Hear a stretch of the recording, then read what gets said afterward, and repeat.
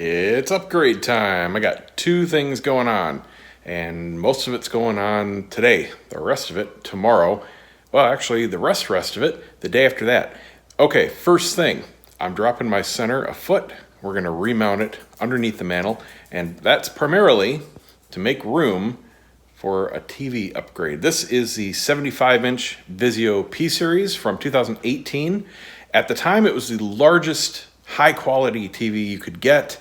If you wanted to go into the 80s, you had to dip down into the mediocre quality models, and I wasn't going to sacrifice picture quality, so I stuck with the 75.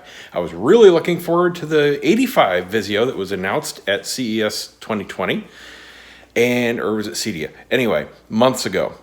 Turned out to be vaporware, literally vaporware. Whole spring went by, everybody else dropped their 2020 models, Vizio, big fat goose egg. They're not saying a word. Wasn't until May they finally said, everything's delayed because of COVID. Yeah, BS. Then they said, we're gonna launch everything on June 30th. June 30th, in the meantime, they changed that to it's an announcement on June 30th. Meanwhile, they sent out press releases to all media who had a press embargo date of June 30th, and everybody released their press releases saying that the new models had come out and they're available, and no. June 30th rolled around, nothing happened. A couple days later, the website starts to get some changes.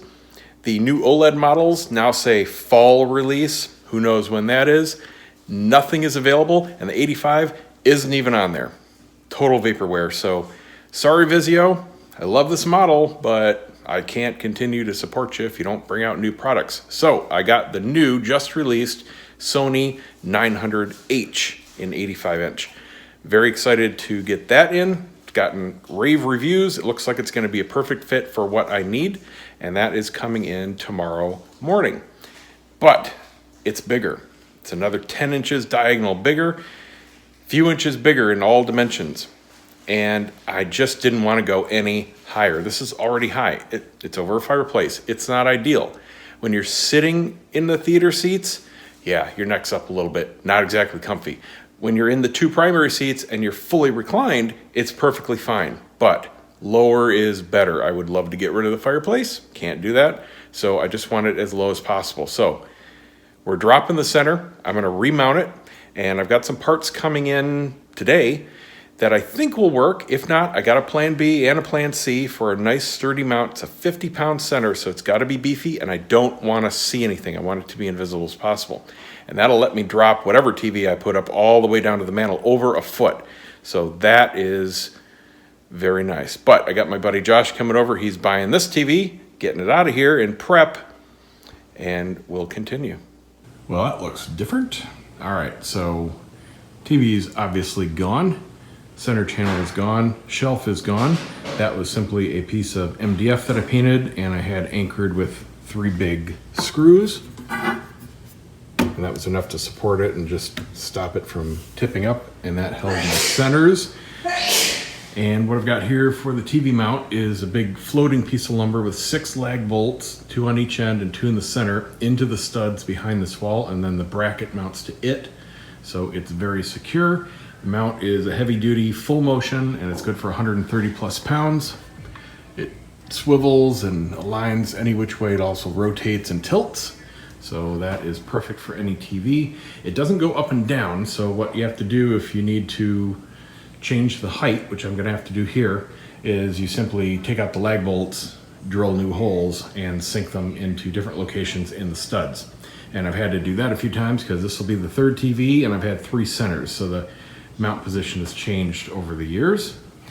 And I have to wait till the new TV gets here tomorrow to measure to find exactly the distance between the bottom edge of the TV and the bottom edge of the mounting bolt, so that'll determine how far I have to drop this bracket.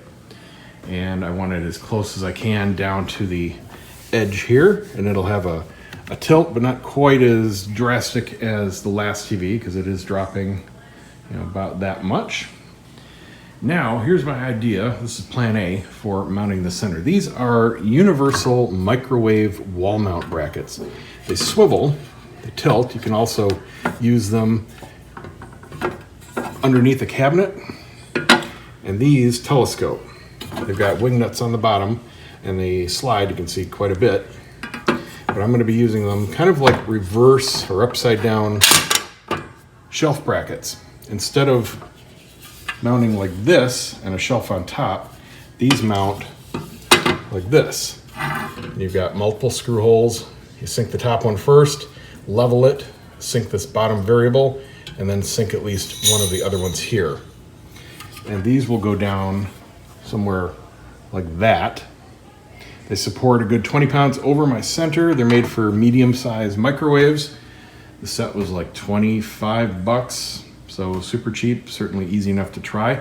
And I'll just use really nice long screws to go into my wood here, and that should support the center no problem. Then I'll just rerun my wire underneath, took it off from the top. I'll be able to do that today and TV tomorrow, and then the day after that or so, I'm going to get it actually calibrated. I'm going to do it myself using Calman, and I already have a spectrometer. I measured the height of the center, set these out equal distance from the center point. That's one leveled. Now we'll do the other, and then I'll set this when I get the center up there. It's roughed in. There we go. Now it's not going to stick out too far. I'm adding another 3 inches from where it was, just from the thickness of the mantle. So it's not too big of a deal. It's still not going to go beyond the hearth. So that's not a big deal. It's not where we walk. These will probably go in just a smidge. And you know what? If for some reason they don't work, a little bit of wood filler and paint, and they were never there. My plan B is to make a sling with some type of top bracket, probably something like this, some kind of steel probably, and then some threaded rods and bolts with a piece of lumber underneath, like a hanging shelf. But this, I think, should work. I've got rubber feet on the bottom of the center, which should line up here, if I measured right. If not, I'm gonna move the feet. And I'm probably, depends on how much you can see, probably gonna just drape the front of those with, oh, you know what? They are really thin, especially back here. I was gonna drape them with the felt. I use this stuff for everything, man. You wanna hide corners and contours and just suck up light, black felt. Go get yourself some at any fabric store, or around here, Walmart carries it. Fantastic stuff, super cheap, buy a few yards, cut it up, all kinds of good uses in home theater. All right, let's put the center up there, see how it looks. Boom, and look at that, that looks slick. I'm definitely gonna put a little bit of felt just as a front veneer over those rails, but that is nice, very secure.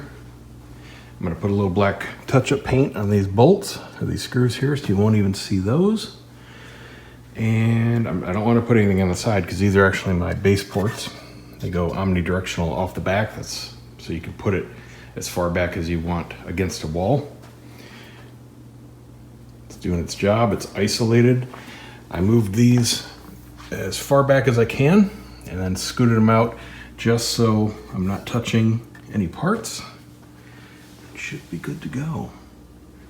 Okay, well, let's wire it up and clean up that front, and that project will be done. And there we go. Got it wired in, nice and hidden. Felt cleaned up all the edges that you can see. That blends right in. Now here's another cool thing. I had a nice match before vertically between the drivers, but now, look at that. I mean, almost spot on. What's really cool about these particular speakers, these are the Polk LSIM 707s and the 706. It is a perfect sonic match because each tower has 2 subdrivers, but and they're individually cabineted and ported down the bottom.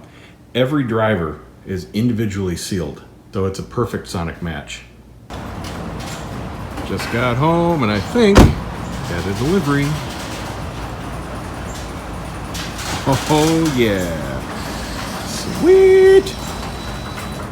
That's a big one. So here she is. This is the standard US model, even though they show the European model number. I wanted to buy, as I usually do, from Costco because they negotiate with the major brands. And 2 things are unique about that. One, Costco gets their own part number, and theirs is actually called X900H for Costco, but, and that's just to prevent any kind of price matching. But the important part is you get 2 extra years of factory warranty just by buying through Costco.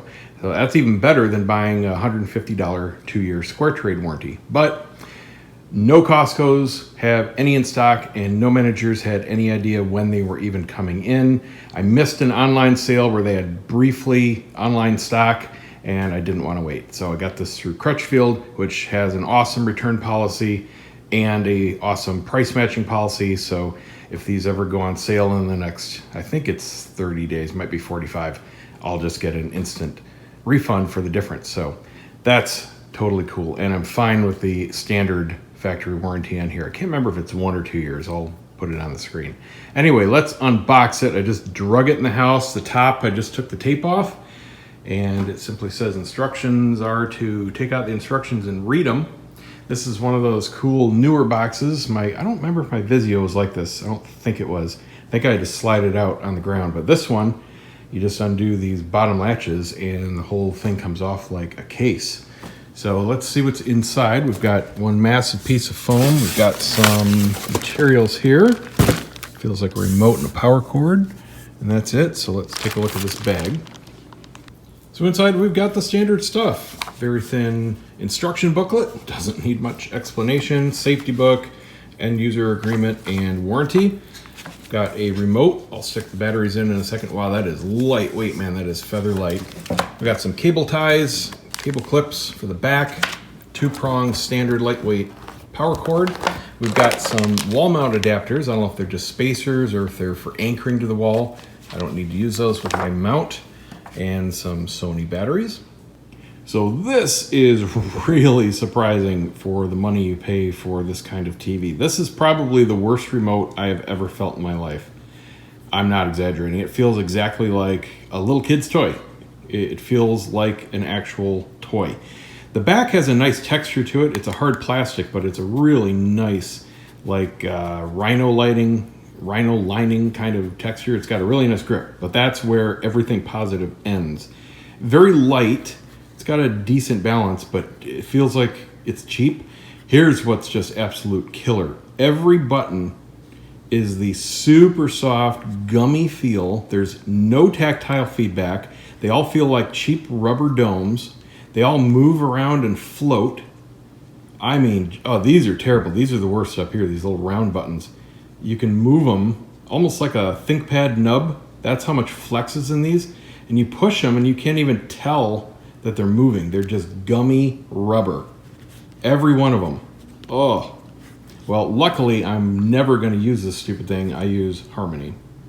So first order of business is get it unboxed and measure. I need to very precisely measure where the TV is going to end up here so that I can remount my bracket to get it dropped as close as possible to the mantle with room to pivot. So these clips come off really easily. You just pinch them and they just flex out and the whole thing just pops out. And now we can remove the top protective foam.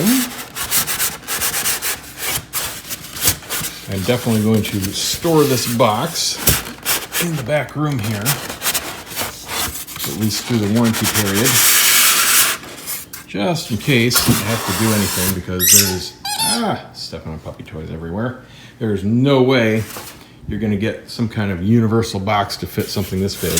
Smaller TVs, even up to 75, yeah, you can just stick them in a car, stick them in a truck, wrap a blanket around them, no big deal. But this one definitely requires some specialty space. All right, now I should be able to just pull this box straight up. Oh, I need both hands, stand by. So that revealed some further instructions, and we've got some braces, those are the feet there, and some foam here on the side. And over here, we can see what's holding it up. Some cardboard bracing, very sturdy and secure. Note, if you have less than 10-foot ceilings, you cannot do that unboxing step inside. So now I know why they give you these spacers here, and that's what they are. For some reason, their VESA holes are countersunk down in the TV. Maybe there's some kind of special Sony bracket they sell that makes it flush or something, but these are needed to bring those out so I can use my regular bracket. So far, I'm able to do everything alone. Little pivot and slide action later. We've got it clear of all the packing material. I kid you not, that box and styrofoam was heavier than most TVs. I mean, up to like 55 inches. Not exaggerating. All right, so I've got 2 of those spacers in. Now I can see the bottom 2. I'm gonna stick those in, and that's what is critical. I'm gonna put my bracket on, and then I'll be able to measure from that set point to the bottom edge, figure out exactly how far I need to drop this. It's gonna be somewhere around a foot. Man, seeing these feet are driving me crazy. Number one, they are awesome feet, by the way. They are solid metal, and it looks like they're toolless. They just snap into place, so that's really cool. But it's ticking me off because I can't remember where I put the feet from my old TV. Luckily, my friend Josh that bought it hung his on a stand, so he didn't need the feet, but you know, he might sell it to somebody that wants the feet. They're around here somewhere. I just can't remember where I put them. They're here, they look exactly like this. They're still wrapped. I know I kept them. I wouldn't have thrown those out knowing I was gonna sell the TV soon. So this is gonna be awesome. These mounting holes are so low on this TV that it affords me a 13-inch possible drop. Unfortunately, it's almost 2 more inches than I have room. That's gonna let me drop this all the way to the deck and leave me about 1.5 inch gap here, leaving plenty of room for tilt and pivot. So that is awesome. Almost a foot drop of the TV. That's exactly what I was looking for. All right, ready to rehang. Man, that is a huge TV. So what I'm gonna do is move these chairs up as close as possible. We're gonna lift it up onto the chairs and then re-grip and come up. Shouldn't be that big of a deal because of the drop. This is about where, well, not that low, but I had the first TV 2 TVs ago, and it was much easier to lift up and down than way up there. So I remounted the battery backup. I run those on all sensitive electronics, being in the lightning capital of the US. And this is out nice and far just for easy hanging. And then I'll adjust the tilt. Won't be quite as much as it was higher up. I can go back, and it's a really good mount. It's got some tilt to level, side to side, forward and back, of course. And it's good for 130 pounds, so it's 30 pounds over what the TV is. Just took the center out for ease of access here.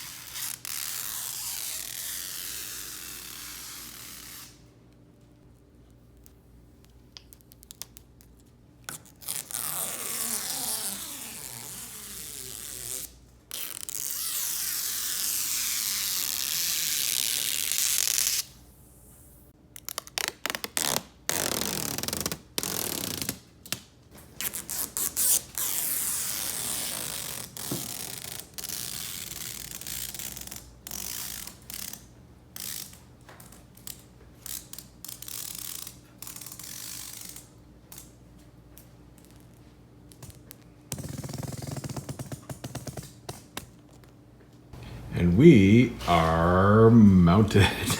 That is awesome. Let's get that center back up. So just doing the initial power on setup here, it automatically detected the remote needed an update, so it just finished that. And now I'm doing the TV. It wanted me to connect my Android phone, which I don't use, so we just have to do all this manually. Otherwise, it would have automatically put in my Wi-Fi info, and should. I don't want to do this. If you want to use all the smart apps and everything, I do suggest you do this. This runs Android TV, just like the NVIDIA Shield. So it's a really good smart platform. But I am not going to use any of it. I am strictly using this as a dumb monitor. So all of this will be off. And I don't want any apps installed. But you can see that it's got the same stuff as the Android Shield, and you can go to the Android store and install just a plethora of apps. And that's actually how I will be calibrating it, because this is one of the models that Calman can directly control and sync to for a professional calibration. Just the out-of-the-box demo here as it boots up for the first time. Pretty cool. Should start up with a pretty normal Android TV experience. And after getting through a whole bunch of registration and optional stuff, we are here at the setup screen. This is the out-of-the-box experience for Android TV. Lots and lots of stuff. Let's see how responsive it is. It's really responsive. It is exactly the same as the NVIDIA Shield. So I got a lot of setup to go through here. And now we'll go through a big app update cycle. This is a quite noticeable difference, both in picture quality and the impact of the size. Number one, what's immediately noticeable to me is I feel like I'm more centered with the TV because I've got more, several inches now to the sides. It just put me more in the scene. It doesn't sound like 10 inches would make that big of a difference, but it really did in this case. Now the picture quality, I was totally loving the Vizio. That was a fantastic TV, still is. This is better. This has a little bit more saturation as far as the range of colors, and it's quite noticeable. Things just pop a little bit more. You're not going to tell on this. I'm filming this with an iPhone, but in person, it is very noticeable. This is awesome. Now, I loved the Vizio P75, still do. That's a great set. This is just better. First thing is the size. It's just extremely noticeable. Sitting here, I'm more centered to the screen because I've got several inches more on both sides. It's like a wider sweet spot, and it makes a big difference visually. I can now see with my peripheral vision. It's just a big difference. So, major bummer here, change of plans. There will not be a calibration video right now. I hope there will be in the near future. Long story short, I've been fighting all day with this, running the Calman software just to finally find out, not too long ago, finally talking to support and sending error logs and all that the 2020 version of Calman for Sony doesn't support the 2020 Sony TVs. None of them, including this new model. Yeah, that was a pretty, I think, reasonable assumption on my part. I didn't check the compatibility list because it's the new 2020 version. But no, I've been having crashes and errors and all kinds of problems all day, and that's why. But that's not the end of the story.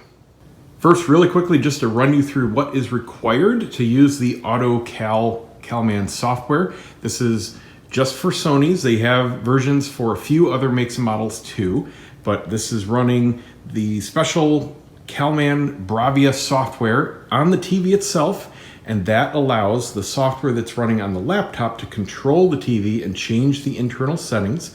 The patterns you see going are being controlled by software running on an iPad called Mobile Forge, and that is the signal generator. Again, talking to the laptop. The laptop is controlling everything here, and it's telling the iPad, which is airplaying to the Apple TV, into the TV. You also need an Apple TV. Yes, it's Apple only. Sorry if you're Android.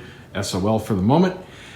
It generates a signal. You also need a colorimeter. You can use the Calman equipment. You can use an i1 Display Pro. You can use a Spider 5. That's what I happen to use for my photography business.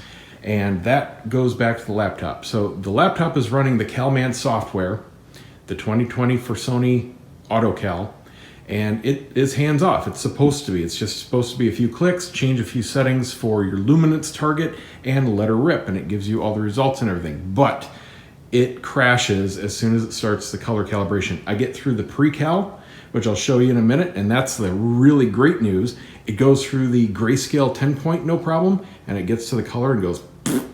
So they need to update the software for the 2020 models before anybody can use the AutoCal. So if that happens, I will definitely do a video, but for now I'm going to get a refund on the software. But the good news is, take a look at how freaking spot on this is. This is out of the box using the custom preset. The little dots are where things are actually measuring, and the squares are where they're supposed to be. All it is a little bit bright. And that is at 80% default brightness, which is way too bright. You bump that down, that is incredibly good. The minor differences, most people will not see, period.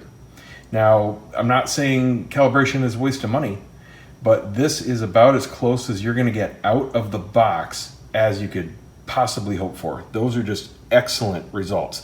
And that explains why this thing has such fantastic color. So anyway, that's all I've got for you for now. Like I said, as soon as that software is updated, I will have a full how-to calibration with all the good results. And of course, before and afters, it's gonna be minor. Telling you right now, if you're getting one of these sets, unless you got all the hardware like I do and you're just into gadgets and having fun and tweaking and, well, that's me, save your money.